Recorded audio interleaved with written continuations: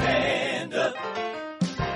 Hello and welcome to a very special conversation I had with Canada's Dean Blundell yesterday on Substack, where like 1,000 people were watching live because he has a huge following over there. And Dean and I had a really thoughtful conversation. I felt very good about this. It's all about men and loneliness and mental health, and Dean and I did a great job. As you can probably still hear, I still got a cold. And yeah, it sounds crappy. So sorry about that.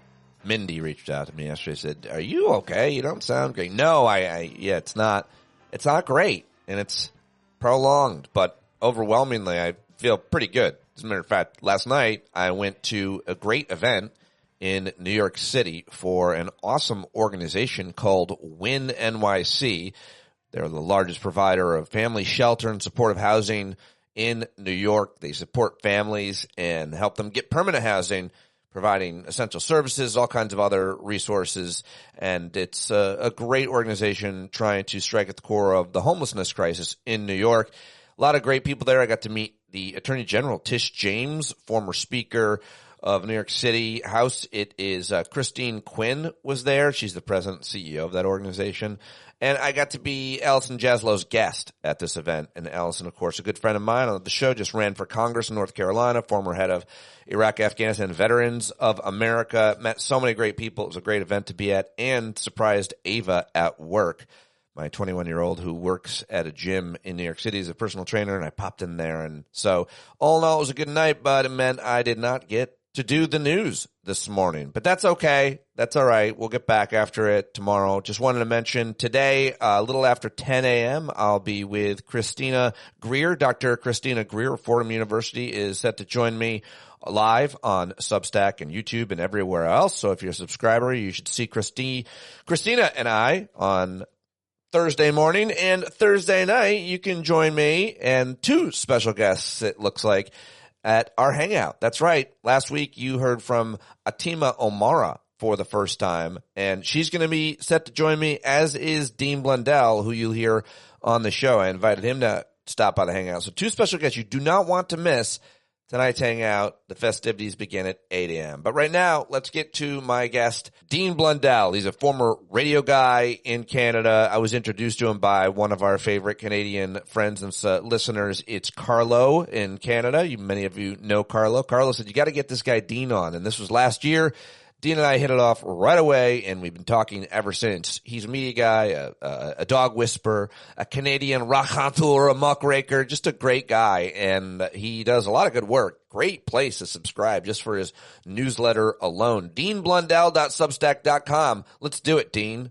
Yeah, look who it is, ladies and gentlemen, Canada's Dean Blundell. Thank you very much for joining me, my friend. It's great to see you. Show everybody that thing that you have.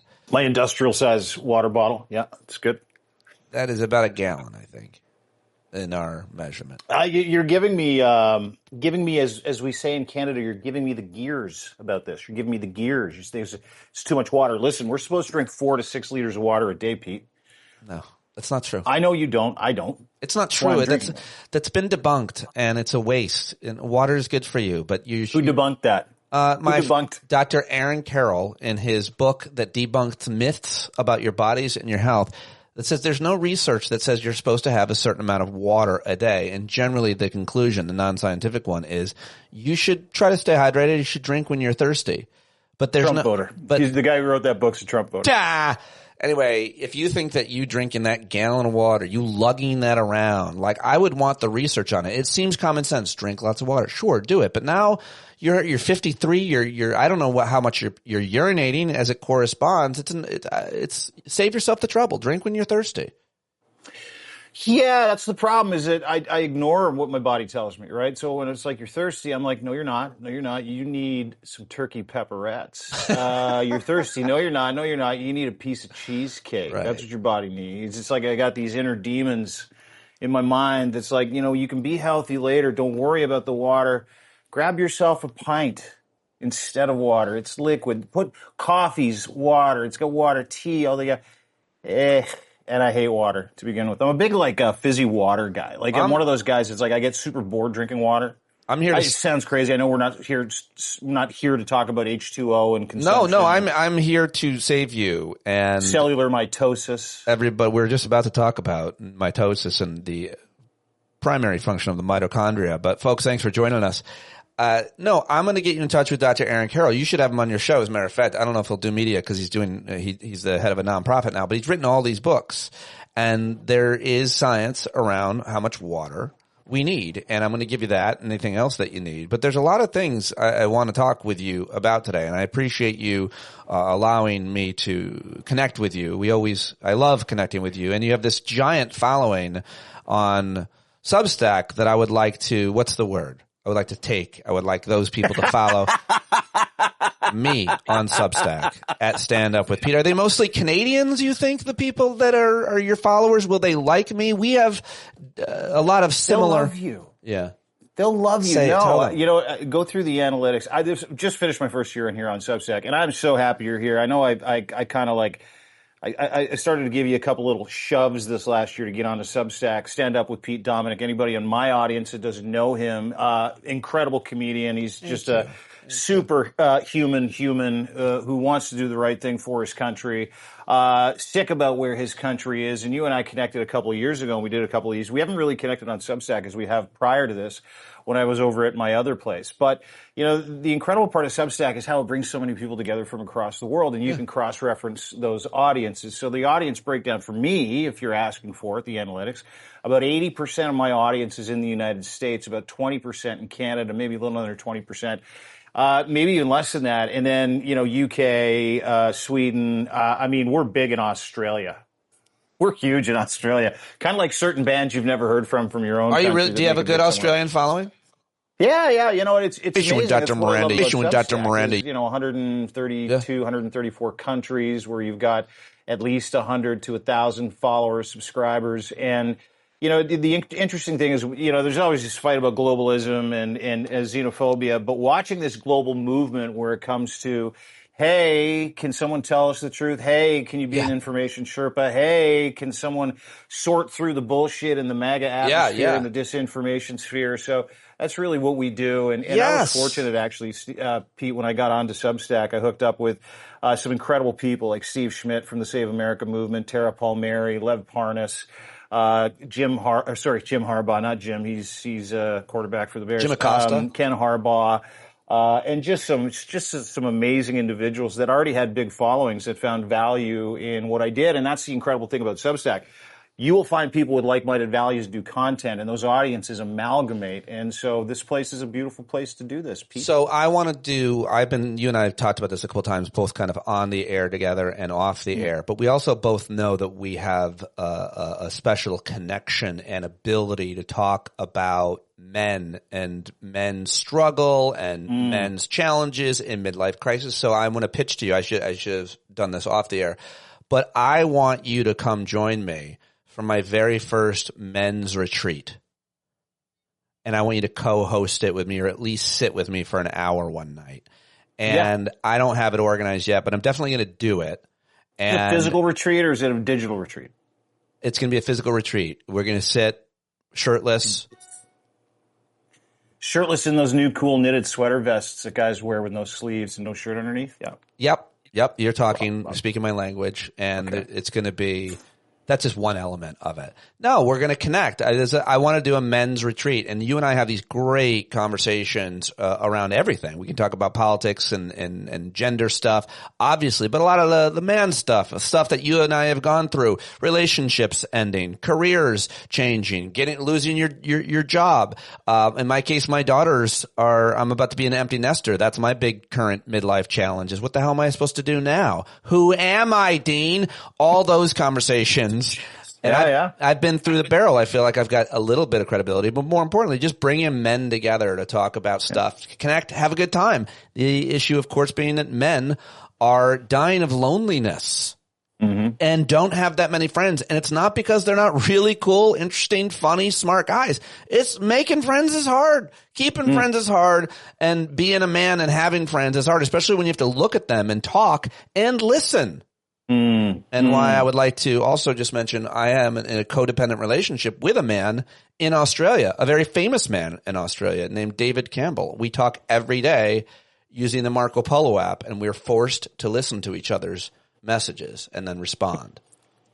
Do you really? Yeah, every day. I've heard that Marco Polo app before. My kids made me download it because they said it was the only way that I would talk to them and they would talk to me, which was a lie. They lied to me. But speaking of men, yes, dude, 100%. I'm happy to come to your men's retreat, happy to talk. And it's, you know, it's funny because it probably lead into some of the stuff we're talking about today. I was watching my friend Wajahat Ali from the Left Hook. He'll be at my retreat. He was just at my last gathering. He was he really? He was my live guest. He was at That's a man. He was just That's joined. Yes, I'm very good friends with him. He and I have leaned on each other, and he's a good friend. But go ahead, talk about my friend Waj. He was at my last live event at the end of March in Las Vegas. Waj was there. He pretended to be Kash Patel on a comedy stage. It was amazing. It was amazing. Brilliant, hilarious, thoughtful, kind, good friend. Oh, just a beautiful human being. Muslim, although he's a Muslim, you know. I don't know if you knew that. Yeah, no, I could care less what he believes, and I care that he believes in the right things, even though he is a card-carrying member of religion. Doesn't matter to me. What matters is humanity comes first. Doesn't even have a drink.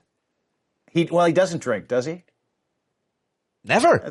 He's never had a drink. I still trust him. I still trust him. Do you? His receipts are there. Yeah. All right. Normally I wouldn't trust people with mustaches and people who don't drink, but I still trust them. But I was watching Waj and Jennifer Welsh this morning, and they were doing this bit on whiny mega male bitches. Yes. Like Scott Jennings. Yes. Whiny mega male bitches. Yeah. Mediocre fucking white guys. Yeah. And you know, the funny part and the interesting part of what you're doing with these men's retreats and these conversations that you and I love to have is that's one of my biggest areas of improvement is reaching out to other men that see these whiny mega male bitches run the world, succeed in destroying the world, destroying their confidence, going, wait a second, I did everything right in my life. I acted with character. I acted with moral value. I try to do the right things. I protect women. I protect children. I give my agency. I give my privilege as a white male, cisgendered white male. By the way, that could get me in trouble in the United States saying cisgendered. Where we're now in this no man's land. It's not just the ignoring of men, because listen, we've done it to ourselves. The patriarchy's done it to us. We're not part of that cabal, but that cabal exists. Seeing those guys exist as the Epstein class, the victim class, the white mediocre mega bitch class that complains about everything that's wrong all the time. We're victims. Everybody's coming after me. Blah, blah, blah, blah, blah, blah. And part of that has kind of spun people like us in different directions going, wait a second.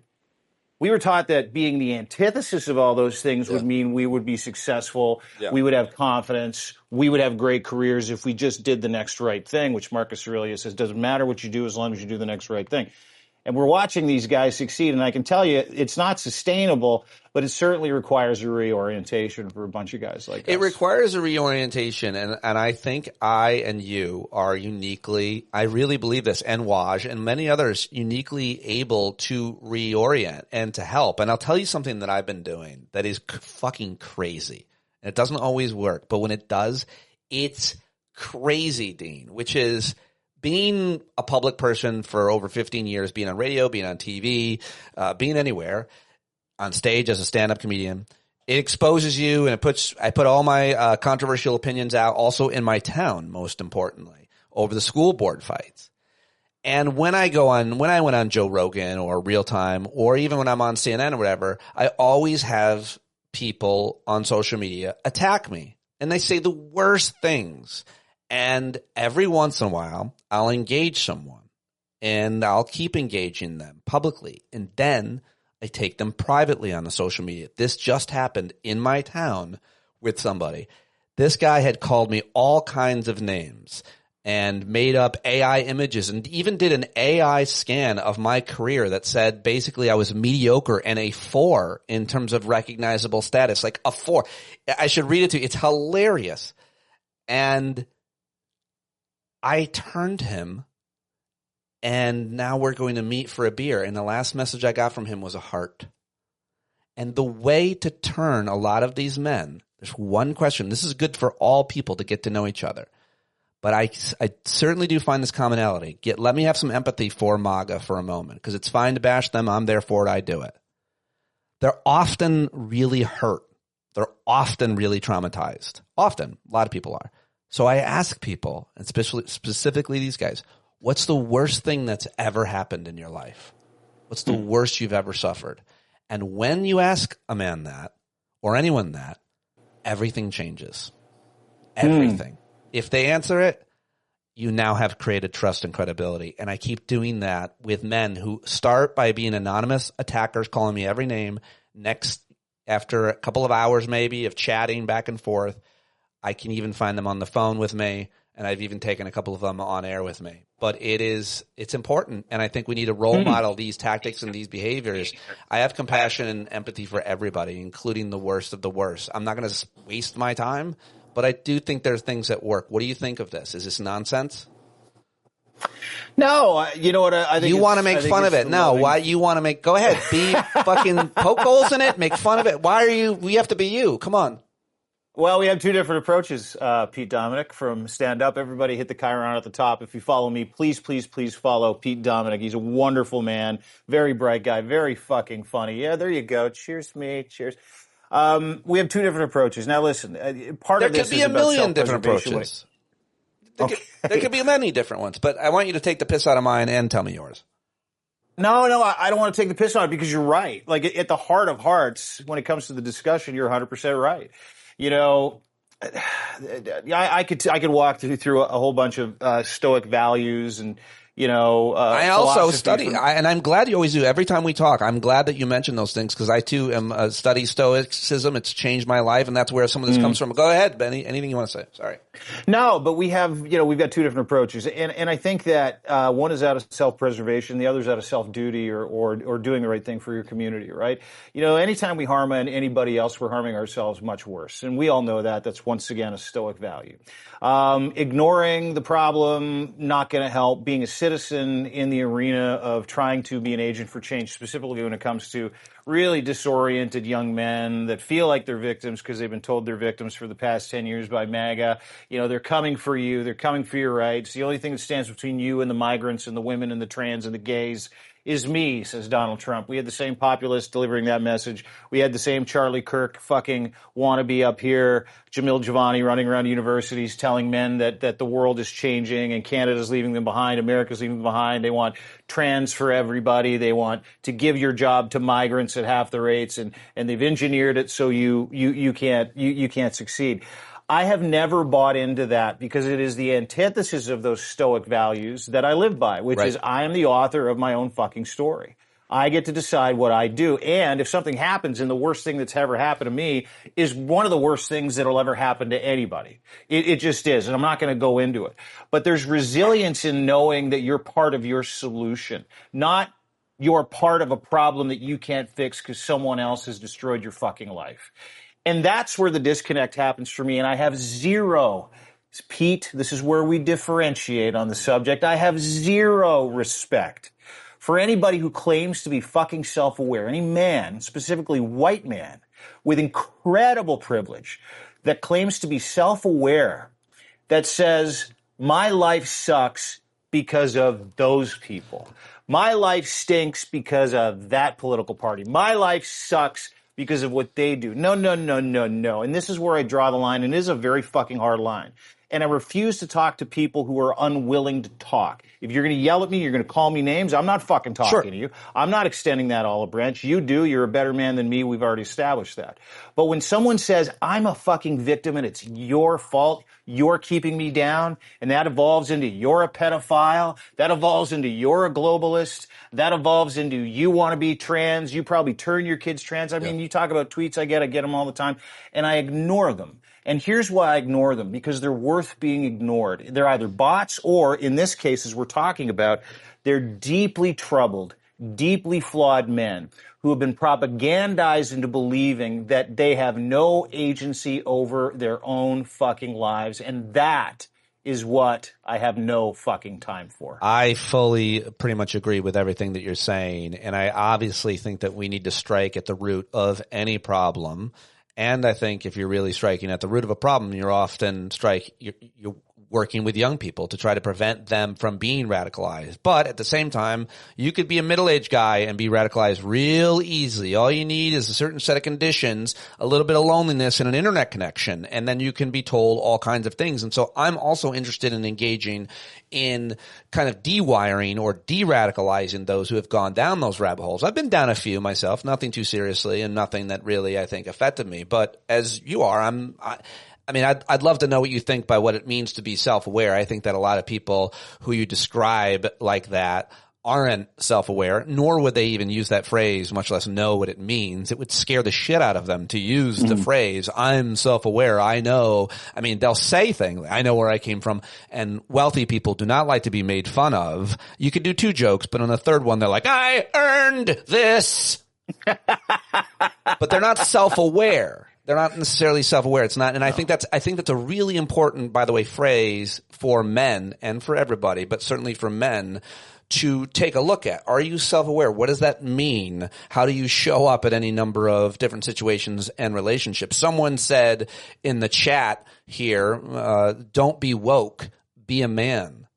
I would love to know, and part of why I engage with this guy, by the way, is that he is someone that lives in my town, a real person who was acting anonymously on Facebook, on our town Facebook page, smearing someone that's running for school board. And I am the chief anti-bully in my town. So when I see people punching down, I show up and do all I can to stop them. And I've been pretty effective. I have a pretty good record at preventing anonymous Facebook posters and others from smearing good people, including those I disagree with. But this guy was talking about masculinity and trying to define what it meant. And you and I have talked about this before, but to me, it's not about how much weight you can move or even how much pain you can take. Like, it's being self-aware.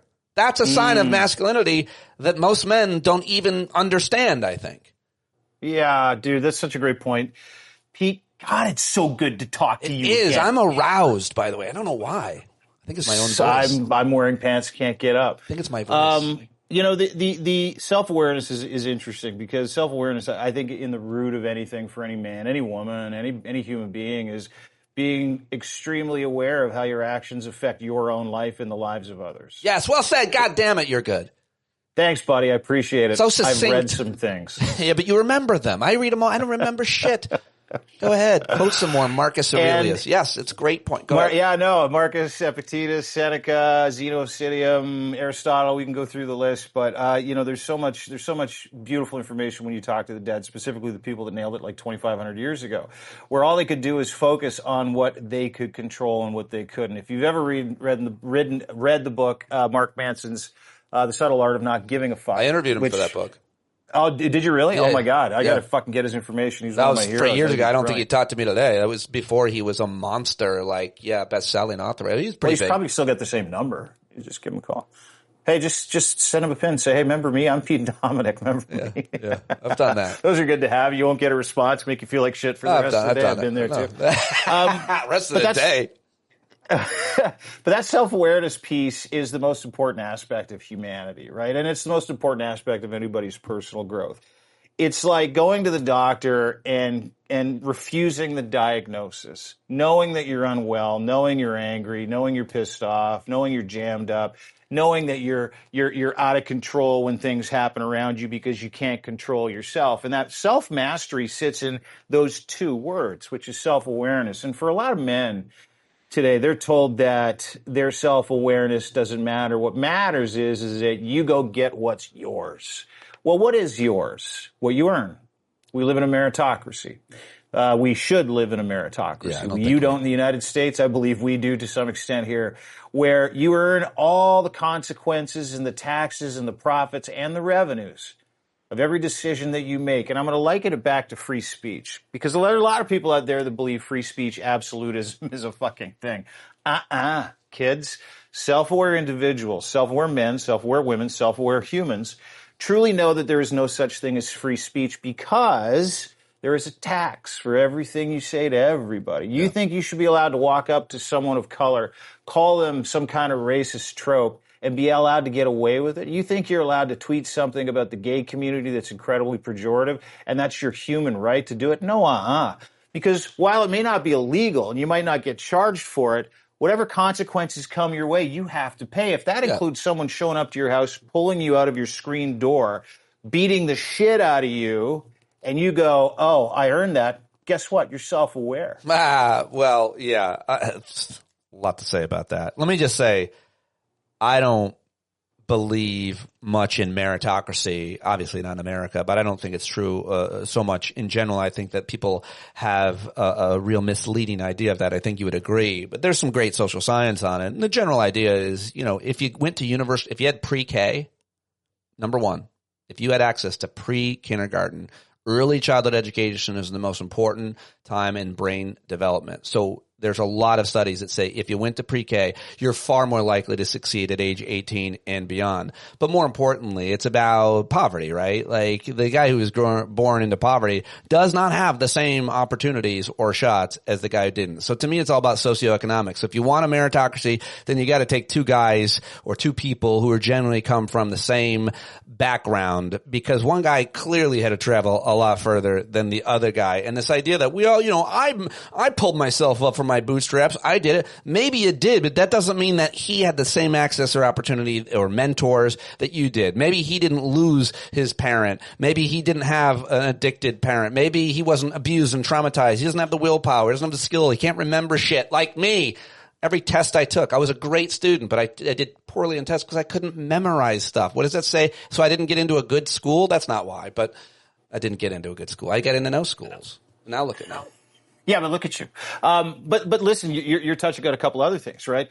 When we talk about meritocracy, these are big, broad strokes. We're talking about the merit of you being able to succeed in your own life by not blaming other people. Yes. There are chains that you grow up with, right? There are chains you grow up with, whether it's no pre-K, whether it's coming from a broken home, whether your mom's an alcoholic and your dad's never at home, whether both of your parents fight a lot, you hide out in your room, your parents didn't teach you any coping mechanisms, any skills, and they're just doing the best with what they can. I mean, there are a multitude of factors that go into that bring us this cabal of really upset, really victimized group of men that continue to blame other people. But that is now a weapon, right? And this is what the most incredible aspect of MAGA is to me, how they have been able to popularize that message and that weapon to people, saying, hey, listen, it's not your parents' fault. It's nobody else's fault. It's the government's fault.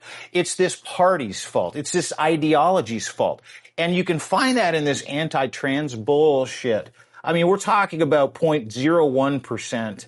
And I watched Stephen A. Smith on yesterday with, I can't remember who he was on with. It was some yokel, some fucking moron.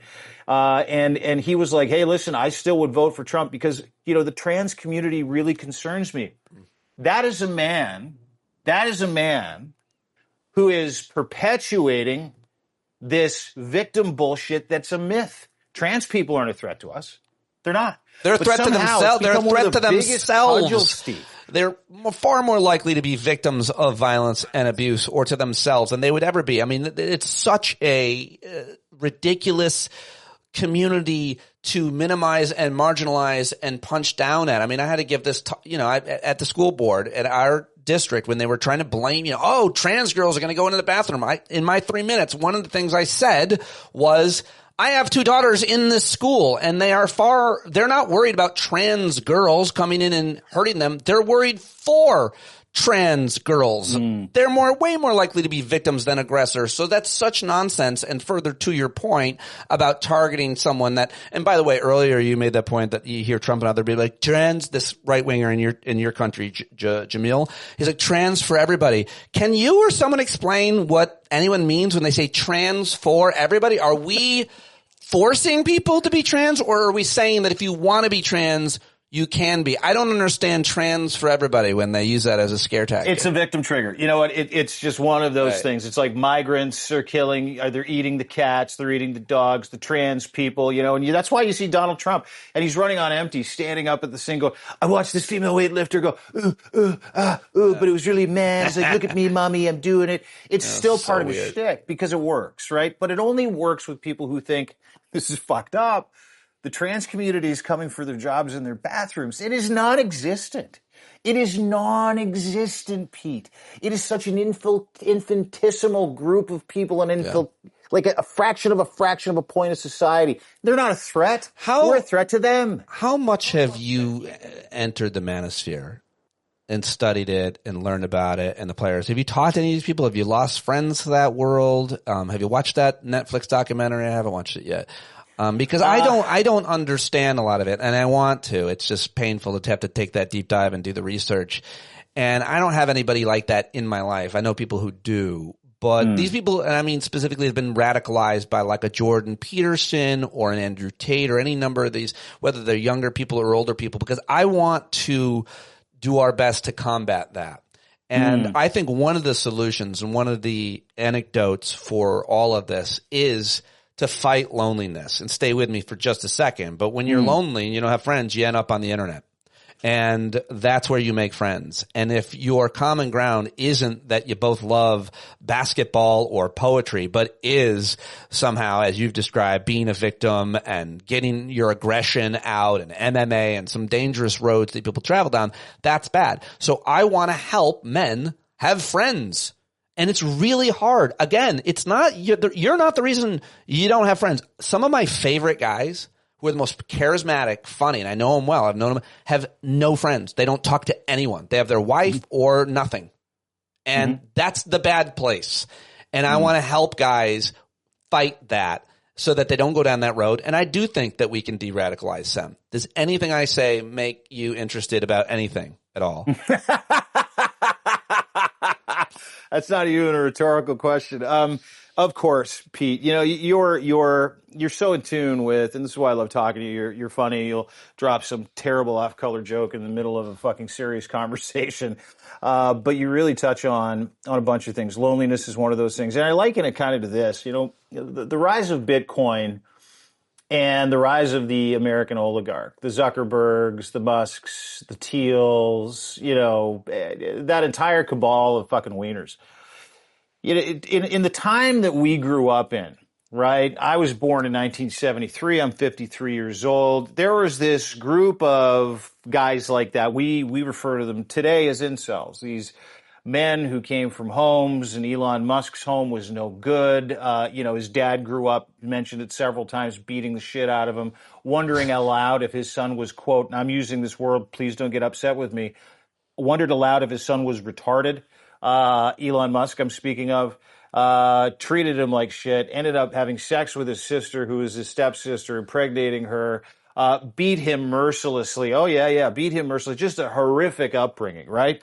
We all know those people as we grew up, and they tended to keep to themselves, right? They lived on the left side of town. They stayed in their basements. They did model planes, and yes, I'm heavily stereotyping. Model plane guy.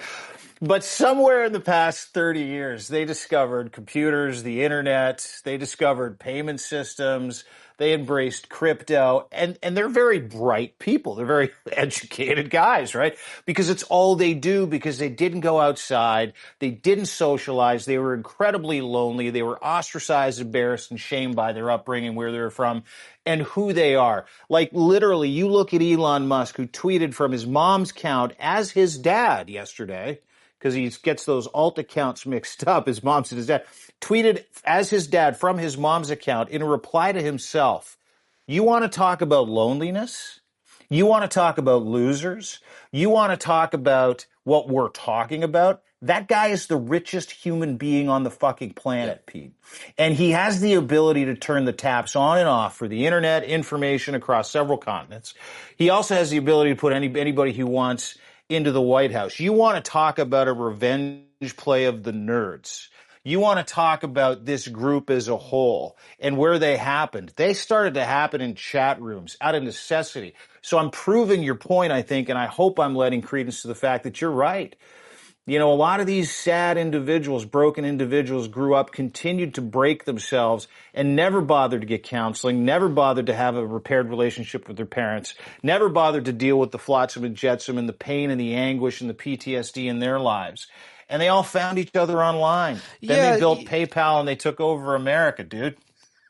Yeah, well, that ending is too true. But I'm not just talking about the fact that men are lonely and they end up going down a road that radicalizes them into a way of thinking that's both dangerous for themselves and their family and their community. They might alienate themselves from their friends and family. Or that's bad. That's worst case. I'm talking about guys like you You and I have talked about our own vulnerabilities, our own setbacks and obstacles in our lives. So I'm also talking about men who are, as a result of their loneliness, not able to connect with anybody about the shit they're going through, which is super common. You're not alone in losing your job. You're not alone that your wife left you. Like that was, for me, my wife wanted to get separated. It was way more her idea than mine. And that was a very hard thing for me to go through. I'm so glad that I had three particular men in particular and many others that gave me all kinds of great advice and comfort and just listened. And I want to be part of that solution. That's the change that I want to see. That's the change I've been a part of. It works. It's effective. And there's a lot of people that are doing good work around this and talking about it in ways that others aren't. But this is how we create better behavior from men. And this is how we keep people from going down the wrong road and ending up with, a bottle of whiskey and a bullet. Because that's the bad place, man. Men do not fail at killing themselves.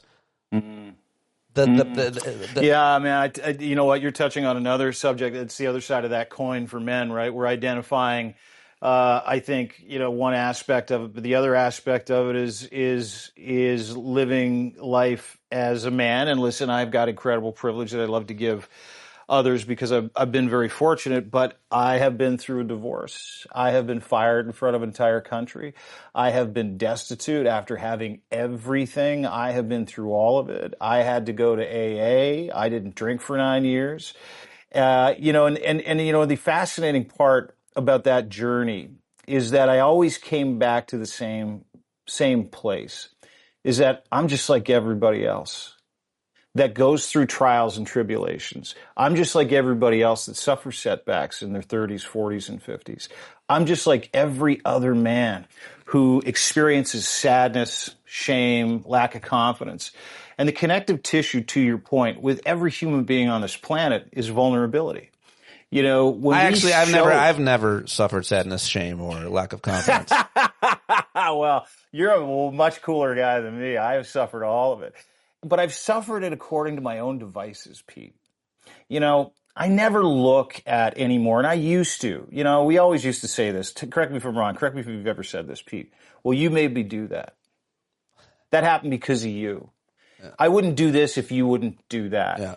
That's just such bullshit. That is such cognitive dissonance when it comes to having agency in your life. It is so shameful and so silly and so dumb. And, nothing puts you on a level in my life. And I'll share the story with you about vulnerability and actually going, I did this, is, almost 10 years ago, walking into a church basement with a group of people who were not drinking at an Alcoholics Anonymous event. Okay. And I walk in there, big shot Toronto radio guy, pulled in his Mercedes, completely broken. And I walked into this room and I told everybody I drank too much. I was an alcoholic. I needed help. And nothing was more humbling in that moment. And seeing people reach across the table and put their arms on me with smiles on their faces go, you're right where you should be. Yeah. I didn't get it at that time. I didn't understand why everybody was happy to see me so broken. But the reason why is because they knew something I didn't, is that vulnerability is that stepping stone to healing, that admission that you have not figured it out and all your best devices have brought you to this point, brought me to that point in my life. And then slowly over the years, through cognitive behavioral therapy, which was my choice to do because I wanted to get better at life. Yep. Through Stoic values, virtues, through having some mentors in the Stoic community, through surrounding myself with real men like the guys that we're talking about, who knew one thing and one thing only, that you are responsible for the next step in your life every time. And that responsibility comes to you because we're on this journey of fate. Amor fati. And I'm going to put this, it's on my arm. I think I've shown you this before. Yeah. I've got these two Stoic things. You can see amor fati in Latin, memento mori. Two of the most important aspects of my life. What do you got? A watch? I have a little seagull. I can't see it. But amor fati means embrace fate. There you go. Nice pipes. I see the seagull now. Very meaningful. Amor fati means embrace Amor fate. fati means embrace fate, love fate, all of it. And this is what I truly believe today that I had no idea about 10 years ago, is that, you know, the punishment for the taxes of which you pay in life should be welcomed in as much as all the incredible successes you had in life. Yes. All of them, because it makes you who you are. Yes, it builds resilience. I'm not saying, and I'm looking at the chat here and I want to address a couple things, but I'm not saying that we shouldn't feel pain and suffering. I understand. I've studied Buddhism for years now. That life is pain and suffering. My goal, however, is to avoid pain and suffering, knowing it's inevitable, and try to find more joy in my life, and specifically help others, and in this case men, but women too. I think it was a woman who in the chat said, by the way, there's nothing more lonely than being with someone who doesn't make you feel seen or loved. And don't get me wrong, I don't want anybody to be in an unhealthy relationship if that's the case. That's not at all what I was saying. When you talk about going into that meeting and what happened to you when you walked into AA, the problem with that is that there's no access for that for the rest of us. I've always been jealous, this is a joke, of addicts because they can go to support groups. Well, my problem isn't I'm not addicted to a substance, but I sure would love a circle of people who I could talk to. And what would be even better is if when I walked into a room, everybody already knew what I'd been through to some extent. That's what walking into an AA or NA meeting or sex, whatever it is, when you walk in, all the other people have a very similar problem. My point is we all, men especially, if I want to talk about gender, gay men, straight men, rich men, poor men, black men, white men, you name it. We also have a similar set of obstacles and adversities, and they are created in many ways by culture and by ourselves and by a lack of things in our life. And someone else said, hey, Dean, maybe when you were going through it, you had support, insinuating that not everybody has that.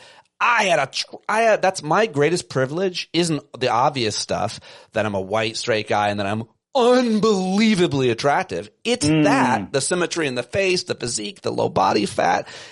Dude, you've got the perfect beard too. Yeah, that's not the privilege. Hair. The privilege that I've got is not probably as a result of some of those physical attributes. I have a lot of people in my life. I have a lot of support. I've felt alone with the most friends.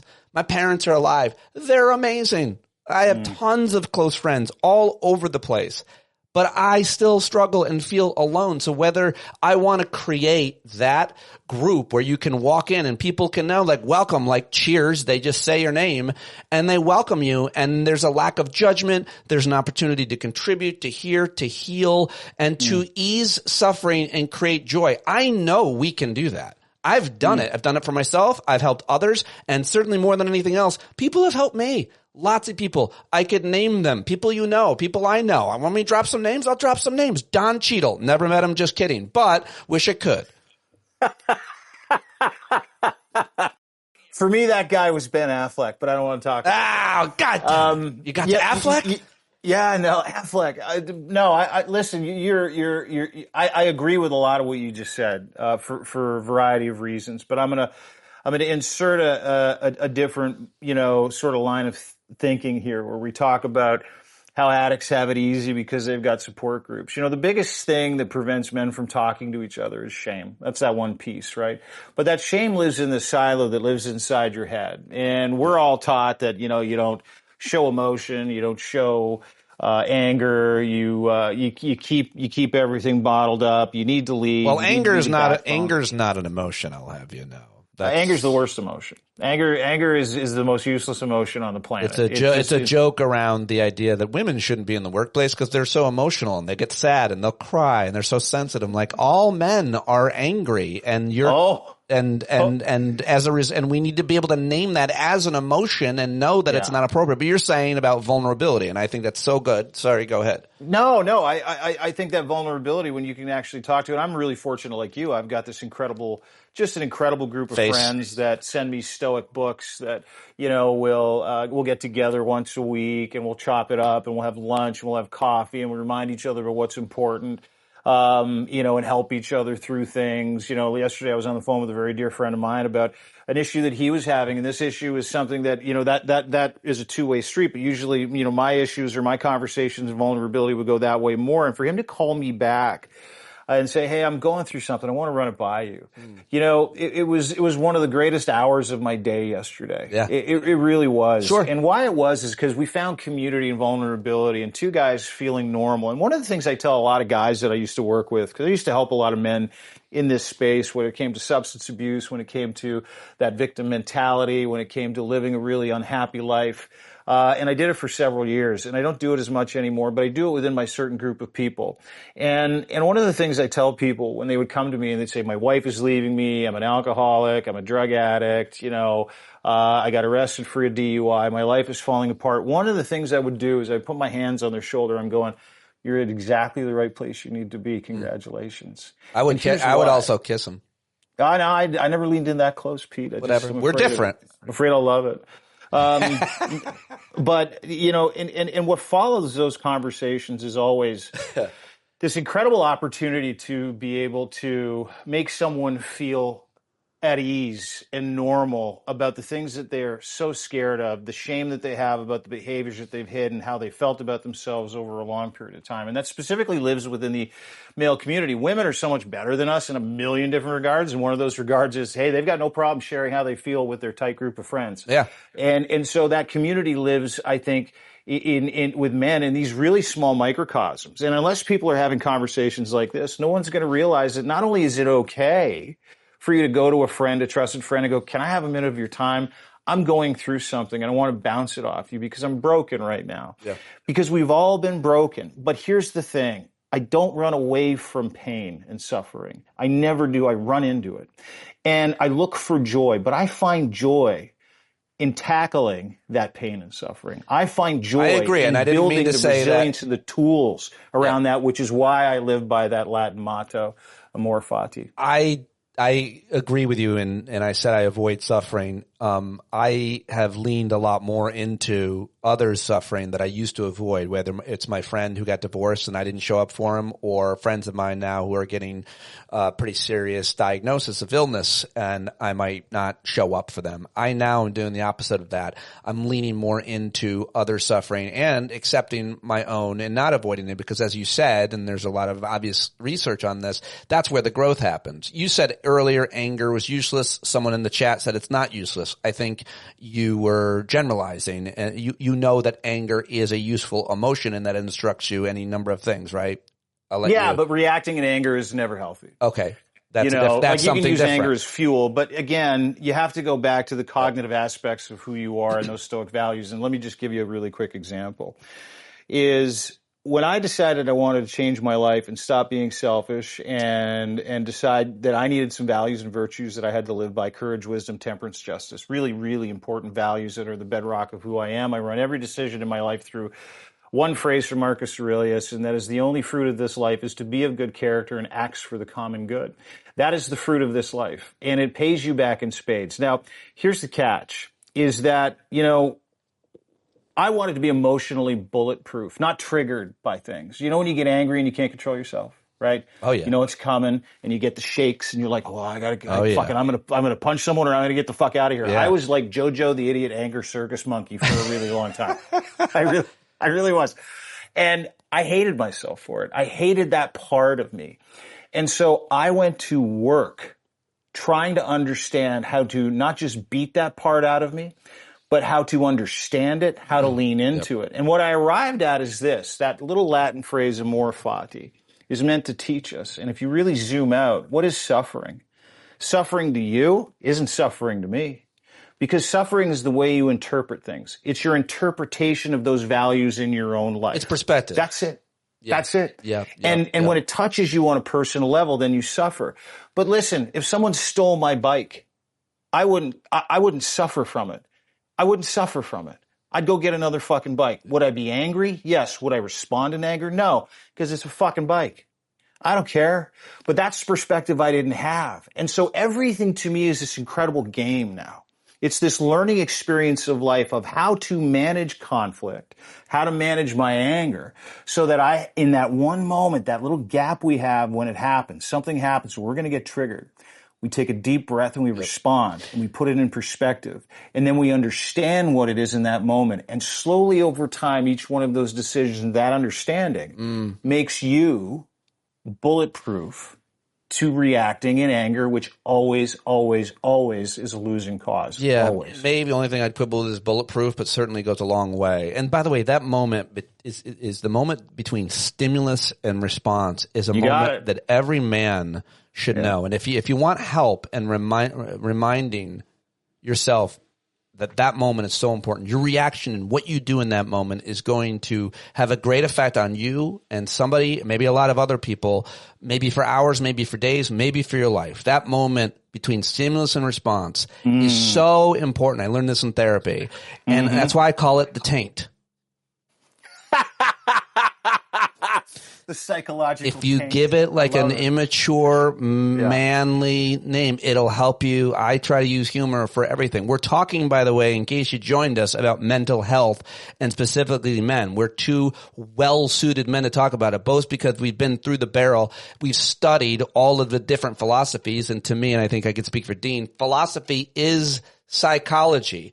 And like Dean, I subscribe to the Stoic virtues of courage and wisdom, temperance, and justice, which is why I live my life by a certain set of ideals. That Marcus Aurelius quote also matters because I simply want to have good character. I've done so many dishonest and bad things out of reasons to avoid pain in myself. I've done it all in different ways. Not done it all necessarily. My conscience is mostly clear, but the point is I'm trying to be that person that you talk about. I'm trying to embody and have that set of virtues. Unfortunately, I think a lot of people, including those who consider themselves to be religious, and I'll just talk about the kind of right-wing evangelicals in my country, the Christian nationalists who, as James Tellerico says, they walk around with a mouthful of scripture but a heart full of hate.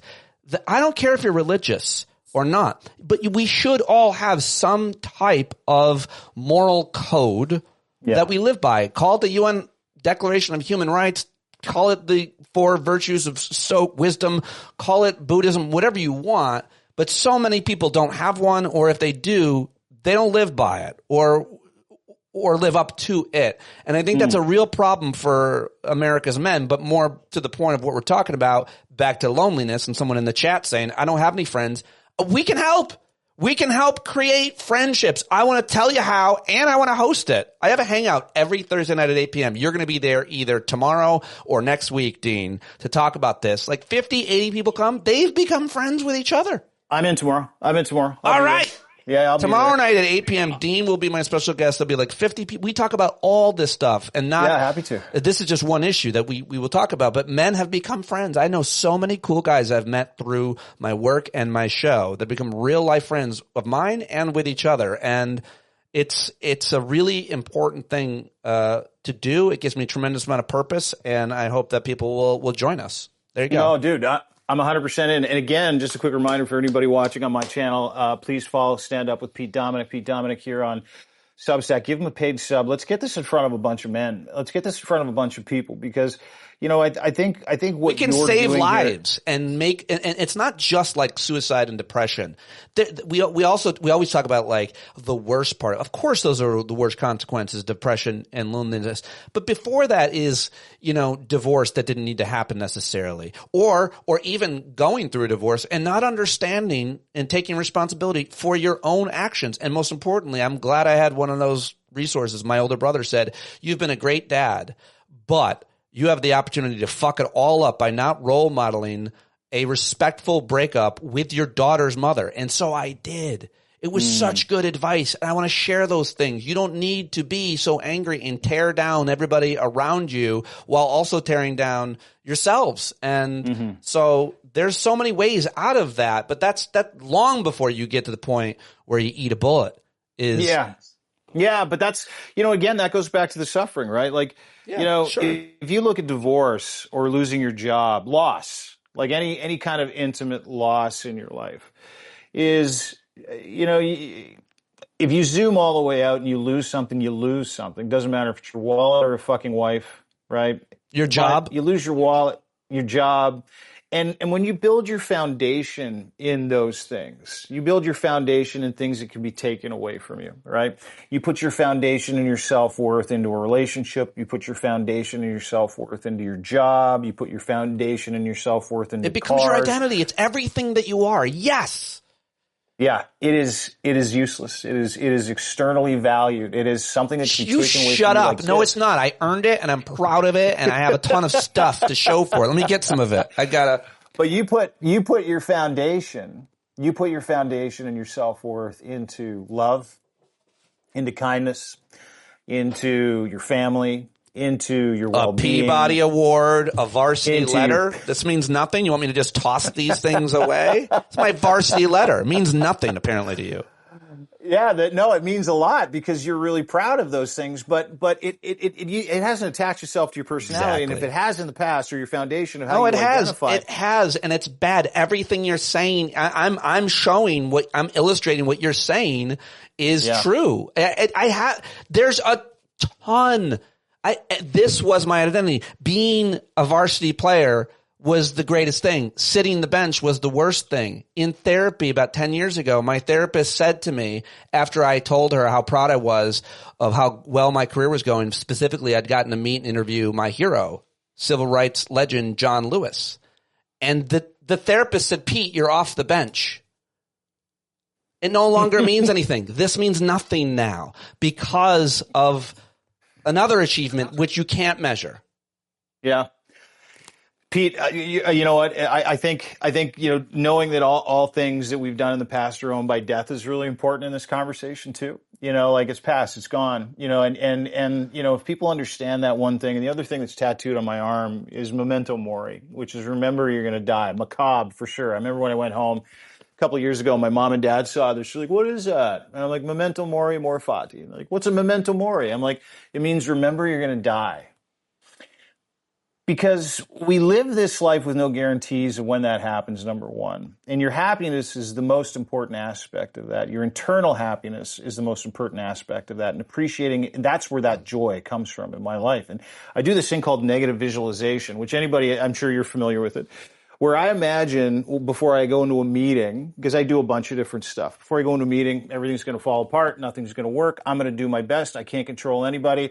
And anything outside of that outcome, I'm really grateful for. Really, really grateful for. I also do negative visualization where I imagine not having the people I love around me the most. And that creates that's like the converse. That's like the converse of a gratitude practice, but it's the same thing. It's great. It's exactly what it is. And I always end those things by saying, I am so thankful that you are here in my life. My mom, my dad, my partner, my three beautiful young men who just turned into rock stars. Stoic, young, happy, contributive citizens of society who understand what character is. Because I got a chance to change my life in that process by going through these things that I'm trying to disseminate in an hour-long Substack with my buddy Pete Dominic from Stand Up. Everybody subscribe, please. Thank you very much. Hit that chyron at the top. And I can tell you this, for every man listening, whether you're stuck in that hedonic treadmill of external gratification, which is a really important thing, I'd encourage everybody to look it up, or whether you're a man who is at a crossroads in his life, or whether you're a woman married to a man or with children who are young men growing up, is that the one thing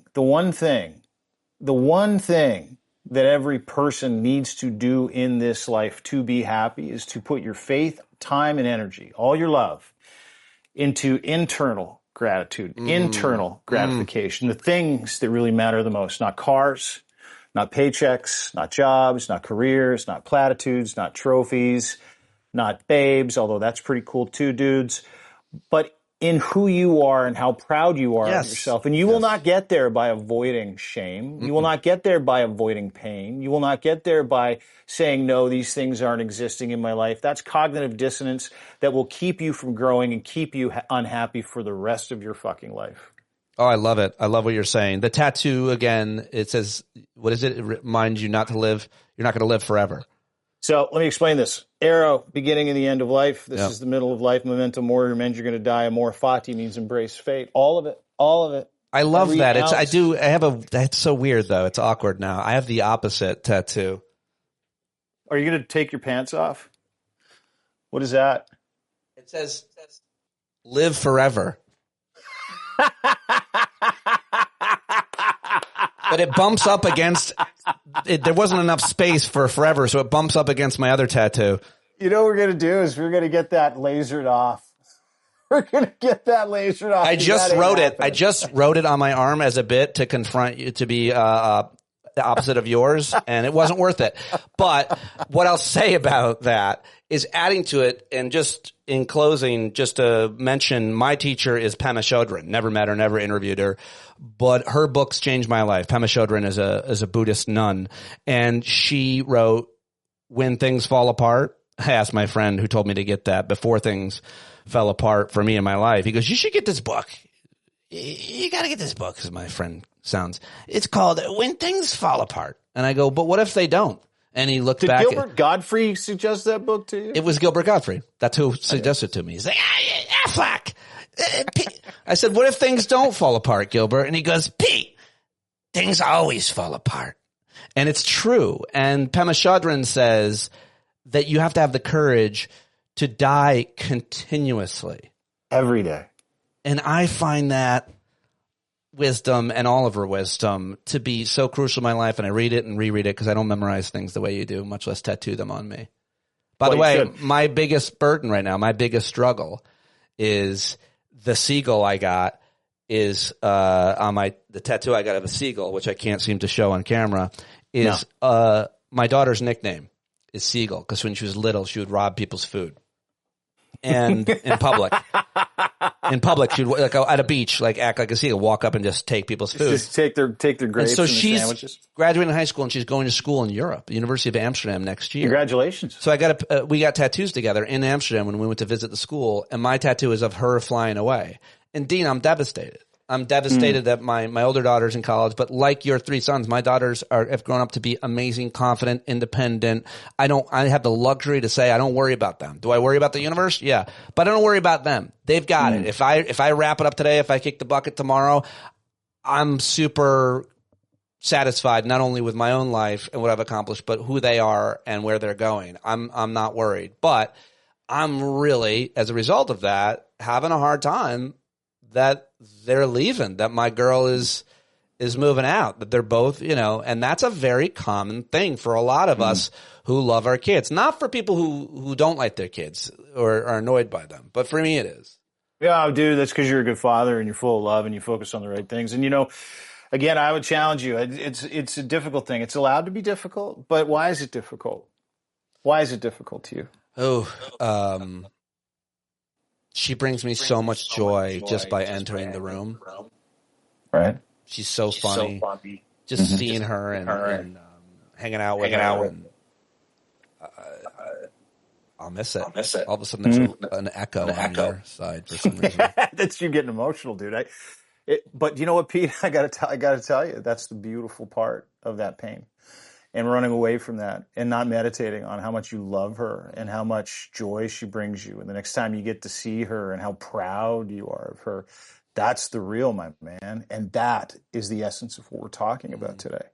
For you to be able to share that with us here today, there's 1,000 or so people on here watching us talking about the things that are really important to you. Is it lives in that pain, it lives in that suffering, it lives in that joy, it lives in that anger, it lives in that hope, it lives in that miss, it lives in that desperation to be with your daughter.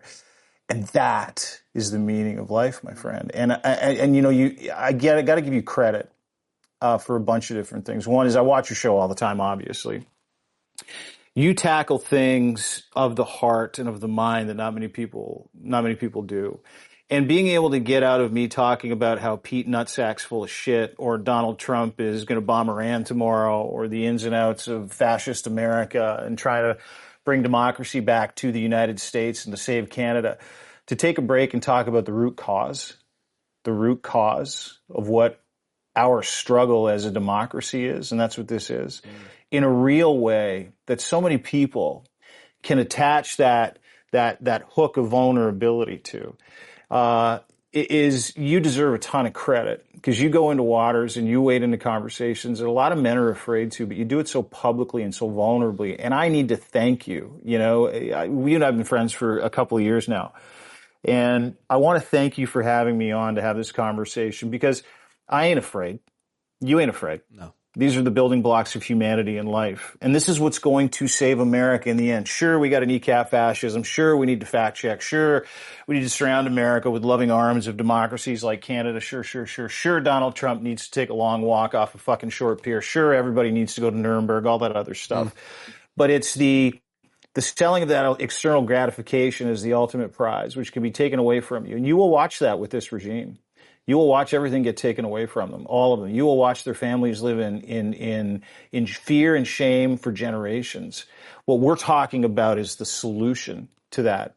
And that is the most important aspect. That is going to bring democracy back to the United States. That is going to heal men and women. That is going to heal families. Conversations like this, where self-awareness and the job of giving agency to yourself to get better at your life will change the world. And I truly do believe that. And you are one of the most important voices out there, my friend. So thank you. Well, that is extremely generous and kind and unexpected. And I feel the same way about you. I just did it. Suck it.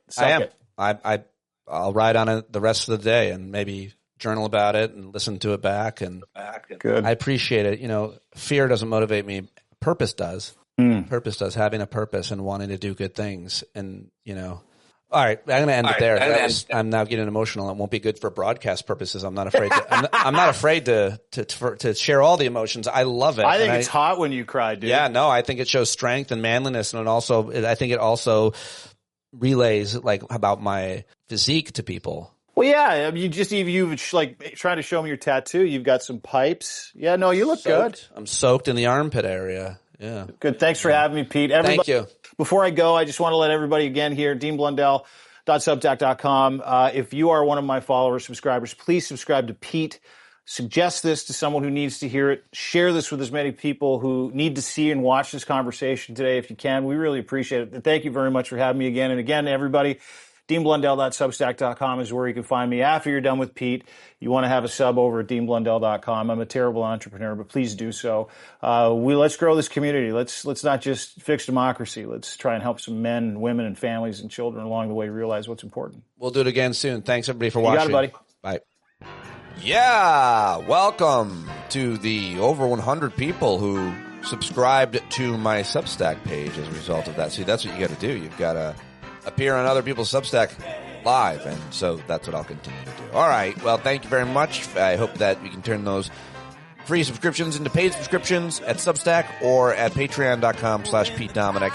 All the music for the show is written and performed by Grammy award-winning singer-songwriter. It's John Carroll, johncarroll.org. I will talk to you later, live or tonight at our Hangout at 8 p.m. When you're tired of begging, saying pretty please, that's the time you gotta finally get up off of your knees. When you can't see the forest for the burning trees, you got to stand up. Hey, you've been sitting so long, you got the creaky knees, you got to stand up. Stand up. I think you're driving wheels in leaking grease. Boy, you better stand up. Stand up. Well, there's a whole lot more of us who know what's right. They'll keep right on ignoring us if we keep sitting tight. You got to open up the window to let in some light. You got to stand up. That's right.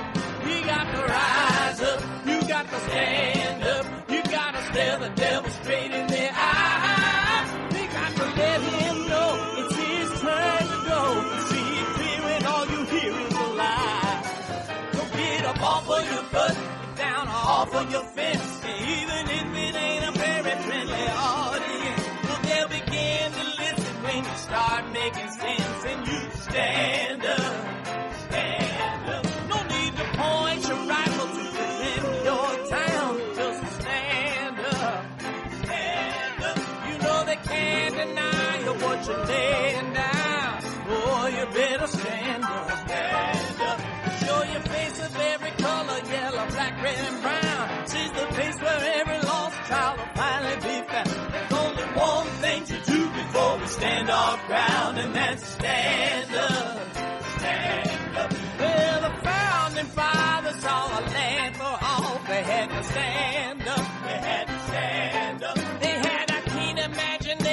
for a crystal ball, drawing all the plans of a stand up. But all they had to go on was the time they were in, with other causes for laws, and since they weren't even sin, they knew that change was gonna come before the change could begin. They had to stand up. Alright, they had to stand up. We got to stand up. We got to look the devil square in the eye. We gotta let him know it's his time to know, and make it clear when all we hear is a lie. Why you lying awake wondering where the money all went? It'll be the cost of freedom that'll go unspent. You can see him flee the scene of that experiment if you stand up. Alright, we got to speak up, we got to reach up, and raise your voice in every way you know how. Don't be toes up, you got to show up. Ain't no better time to do it but now. No need to pledge allegiance to no wanton tribe. Rise up, show obedience to the voice inside, and listen well and it'll tell you not to